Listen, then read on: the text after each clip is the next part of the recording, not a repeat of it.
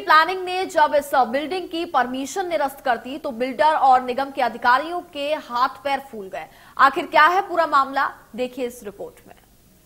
इस वक्त ग्वालियर के टोपी बाजार मार्केट में हम मौजूद हैं और यहाँ पर आप ठीक सामने एक बिल्डिंग देख सकते हैं। इस बिल्डिंग का जो नाम है वो हीरा महादेव टावर के नाम से इस बिल्डिंग को यहाँ पर बनाया गया है। लेकिन अभी 4 दिन पहले ही एक आदेश आया है जिसमें इस पूरी बिल्डिंग को अतिक्रमण घोषित कर दिया गया है।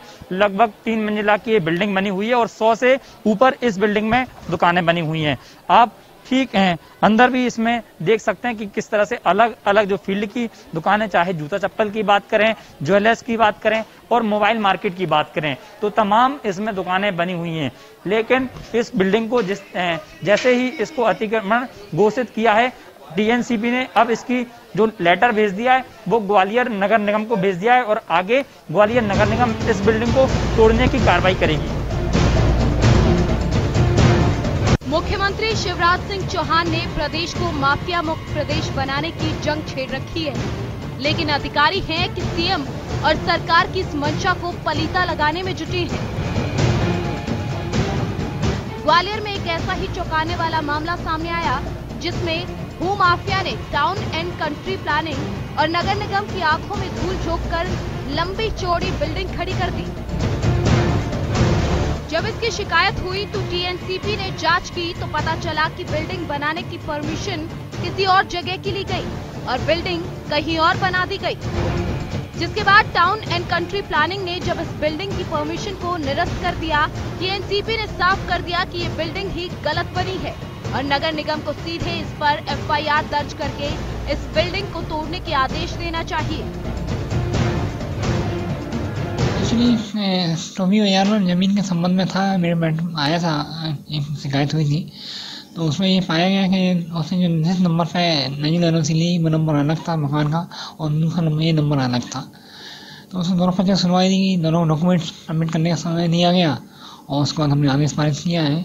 तो उसने परमिशन दी, ये देखा गया कि उन्होंने डॉक्यूमेंट दिए थे वो दूसरी जमीन के दी थी और जमीन दूसरी जगह से जारी कर देंगे, नगर निगम को भेजा। अब आगे कार्रवाई नगर निगम को करना है। नगर निगम टीएनसीपी के अधिकारियों और भूमाफियाओं की साठगांठ का नतीजा ये है कि भवन बनाने की परमिशन दौलतगंज के लिए ली गई, लेकिन 3 मंजिला बिल्डिंग बनकर टोपी बाजार में तैयार हो गई। भ्रष्टाचार की इस इमारत के बनने के बाद इसमें करीब 100 दुकानें भी खोल दी गई, जहां से हर रोज करोड़ों का कारोबार होता है। लेकिन इस बड़ी धांधली की खबर किसी को नहीं लगी। जब इस बिल्डिंग के कारोबारियों को पूरे मामले की जानकारी मिली तो उनके होश उड़ गए।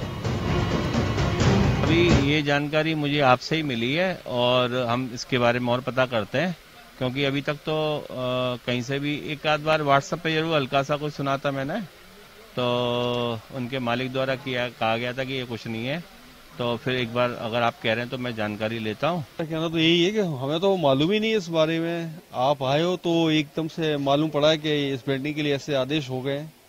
अब ये जो ऑनर है वो लोग देखेंगे अपने हिसाब से क्या करते हैं उनका।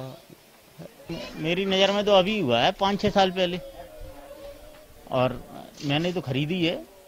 सामने वाले ने तो मुझे ऐसा कुछ नहीं बताया। बैंक से भी फाइनेंस हुई है कुछ दुकानें, तो बैंक वालों ने भी कुछ नहीं बताया। अब नगर निगम क्या कर रही, जब कहाँ गई थी नगर निगम जब बनी तब बिल्डिंग। इसके लिए अब जो उचित होगा वो होगा, नहीं होगा तो कोर्ट।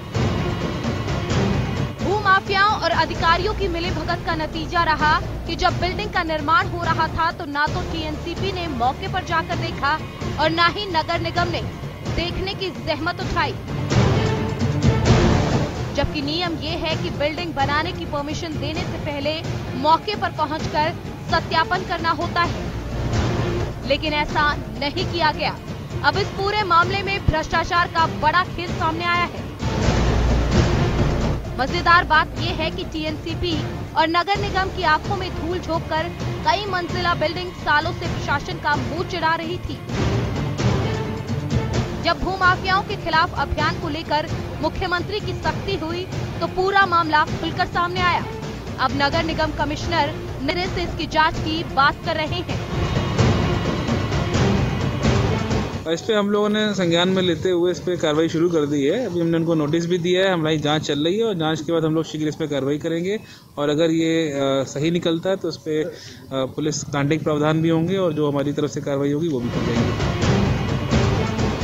टीएनसीपी में परमिशन निरस्त करने से नगर निगम में हड़कंप है, क्योंकि अब नगर निगम के वो अधिकारी कमिश्नर के निशाने पर हैं जिन अधिकारियों ने ये बिल्डिंग बनाने की परमिशन दी थी। ऐसे में सवाल है कि क्या मुख्यमंत्री की मंशा के अनुसार क्या वाकई जिम्मेदार अधिकारियों के खिलाफ कार्रवाई होगी या भ्रष्टाचार में लिप्त निगम के अधिकारी इसे दबाने की कोशिश करेंगे।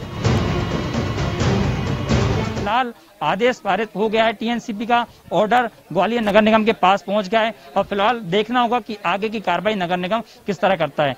फिलहाल के लिए बात की गई है नगर निगम से, नगर निगम कार्रवाई की यहाँ पर बात कह रही है। चेतन सेठ, इंडिया न्यूज, ग्वालियर। तो खबरों में आगे बढ़ते